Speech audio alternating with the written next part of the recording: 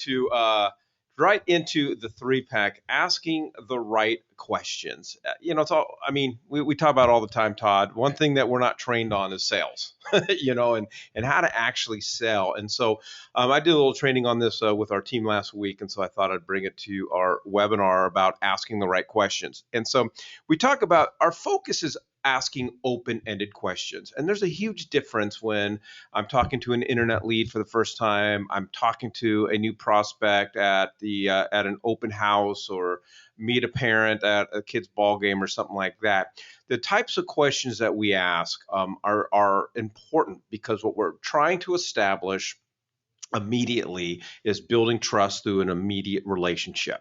And so I had a couple definitions here of what are open-ended questions.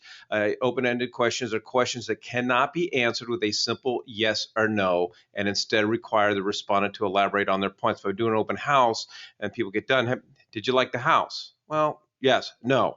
What about the house did you like? Yeah, exactly. So open-ended questions help you see things from a customer's perspective as you get feedback in their own words instead of stock answers.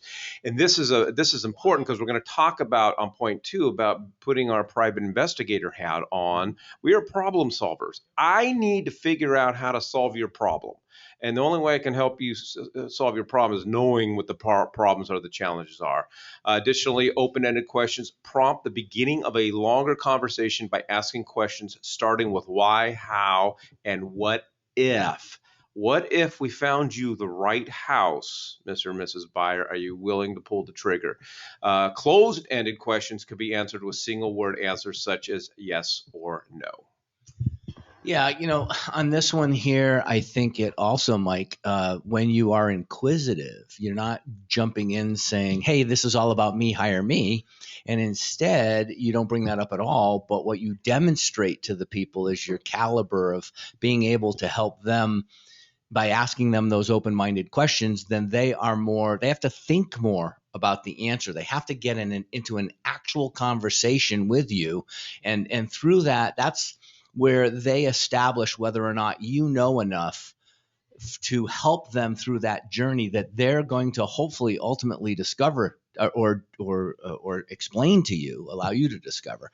But the biggest issue here is exactly what you're saying. We jump into sales before we jump into rapport. Exactly. So I want to spend a little more time on point number 2, our primary objectives. Obviously, I think we established the fact, avoid yes and no questions. Because you don't want to make it easy. And we talk a lot about this with setting an appointment with, meet somebody at an open house. And it's time to set that appointment. Hey, I'm going to come over to your house and we're going to go over the CMA or whatever the case is. And never ask anyone if they're interested, right, or can I. It's options. Because if you make it, if you give people the easy out of being able to say no, they will always go with the path of least resistance, and they will say no. But as I mentioned, we're problem solvers. It's really what we do at the end of the day. And our job and our responsibility is to get as much information as we can, because I need to know, are you a savvy investor? Do you own 5 homes? If you own 5 homes, I'm not going to treat you like a first-time home buyer. But if you're a first-time home buyer, I need to, I'm not going to treat you like a savvy investor, and so forth. And we had, a couple weeks ago, we had Sean Rogers on. So afterwards, he came down to our office, and we were chatting about this. And Sean Rogers he's amazing on the phones. And I asked Sean the question. I said, because he works a lot of internet leads, I said, at what point, you get an internet lead on the phone, at what point are you now having a conversation about the property that they inquired about? And he goes, I try to keep them on the phone for about 15 minutes before we really start talking about business, because the job is to build that rapport. Well, and it's kind of the same thing, Mike. I mean, you don't want to have an open-ended question. Well, one of the things you don't want to do is give them exactly the answer to what they called for, right out of the gate. There's other questions. What is it about that? But again, if you stay away, what's your ultimate objective? How soon are you interested in purchasing potentially? What life moment is causing you to be interested in moving at this particular time, or whatever the questions may be. But it's just, if you give them the answer, they're like, oh no, okay, well thanks. Well, I got some other things to tell you. Oh no, that's good. Bye. You just lost. Nobody wants to be sold. Nobody wants to be sold. Okay, so it is. It's a matter of establishing that trust. Yeah. Because if you're all about that one property they called on, then you're not going to get an opportunity to show them all the other ones and hang on to them. And chances are they're not really interested in that property. More than likely. Right? Yeah. You know. Well, that's really quick. So one of the tactics that going to the doctor, meeting with your physician, they ask you, why are you here? A lot of people can get frustrated by that because the doctor should know why you're in the room with them. You made an appointment. The nurse already talked to you about why you're there. There's a big file in front of them, but the doctor still always asks, why are you here? And they're doing that because they want to hear your perception of why you're sitting in the room meeting with them. It's the same conversation you should be having with anybody on the phone.